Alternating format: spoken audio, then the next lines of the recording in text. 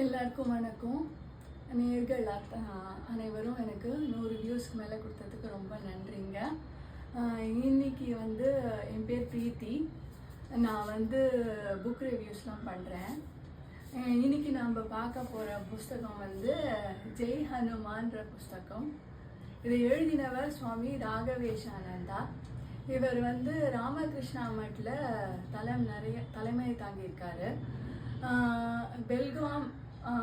பெல்காம்ன்ற ஒரு இடத்துல சுவாமி ராகவேஷானந்தா தலைமை தாங்கியிருக்காரு. சென்னை மட்டுக்கும் அவர் தலைமை தாங்கியிருக்காரு. அவர் எழுதின புஸ்தகம் தான் அது. கன்னடா, இங்கிலீஷ், அப்புறம் ஹிந்தியில் ஜெய் ஹனுமான்ற புஸ்தகத்தை வெளியிட்டிருக்காரு. இந்த புஸ்தகத்தில் என்ன எழுதியிருக்கான்றது முதல்ல நான் ஷார்ட்டாக டிஸ்கிரைப் பண்ணுறேன். நான் முதல்ல வந்து நம்ம ஹனுமான் இஸ் அ பாப்புலர் காடு. எல்லாருக்குமே ஹனுமானை ரொம்ப பிடிக்கும். நம்ம சுவாமி விவேகானந்தா கூட ஹனுமான் வந்து எல்லோரும் ஃபாலோ பண்ணணும். நம்ம இளைஞர்கள், யூத் அத்தனை பேரும் ஹனுமானை ஃபாலோ பண்ணணும்னு சொல்லியிருக்காரு. நான் ஹனுமான் வந்து ரொம்ப குறும்பும் கூட. சின்ன வயசில் ரொம்ப குறும்பாக இருந்தார் அவர். இது சூரியனை பார்த்த உடனே சூரியனை வந்து ஒரு பழம்னு நினச்சிட்டு அதை சாப்பிட போயிட்டார் சின்ன வயசில். அப்போ வந்து இந்திரன் வந்து எந்த விதமான அசம்பாவிதமும் நடந்துடக்கூடாதுன்றதுக்காக வஜ்ராயத்தை வச்சு அடிச்சிடுவார். அப்போ ஹனுமான் வந்து ஒரு மலை மேலே விழுந்துருவார். அவரோட அப்பா வாயுதேவனுக்கு இதை பார்த்தது ரொம்ப கோபம் வந்துடும். அவர் வந்து என்னோட பிள்ளைய வந்து இப்படி இந்திரதேவன் அடிச்சிட்டாருன்னு பிரம்மா கிட்ட போவார்.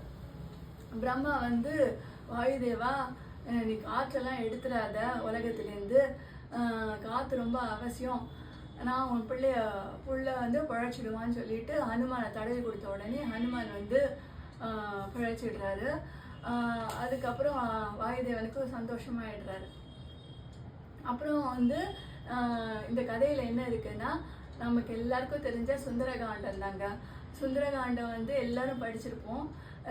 ராமாயணத்தில் ஒரு கண்டம் வரும். ஹனுமார் வந்து சீத்தையை பார்க்கறதுக்கு லங்கையை தாண்டி அசோகவனத்துக்கு போவார். அதை பற்றி இந்த புக்கில் வெளியிட்டிருக்காங்க. அதுக்கப்புறமா வந்து நம்ம சனிக்கிழமை எல்லாருமே வந்து ஆஞ்சநேயர் மாருதியை சேவிக்க போவோம்.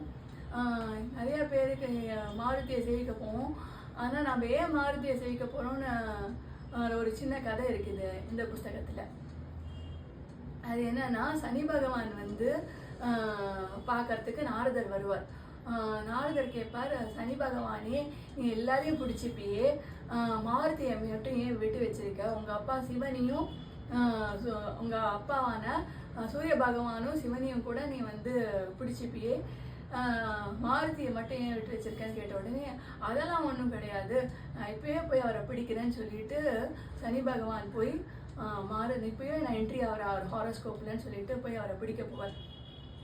போன உடனே ஹனுமார் வந்து சொல்வார், இந்த சனி பகவானே அப்படியே ரொம்ப ஹம்பிளாக கையை கூப்பிட்டு சொல்வார், சனி பகவானே, நான் இப்போ ராமகாரியமாக பாலம் கட்டின்னு இருக்கேன், எங்ககிட்ட அதிக நேரம் கிடையாது, அதனால் இப்போ செதுக்கி நீங்கள் ரொம்ப சாமர்த்தியமாக அவர் என்ன சொல்வார்னா என் தலையில் உட்காந்துக்கோங்கன்னு சொல்லுவார். உடனே சனி பகவான் போய் மாருதியோட தலையில் உட்காந்துப்பார். அப்பன்னு பார்த்து மாருதி வந்து ஒரு கல்லை தூக்கி தலையில் வைக்கிறாரு. சனி பகவானுக்கு ஒரே பெயின் ஆகிடும்.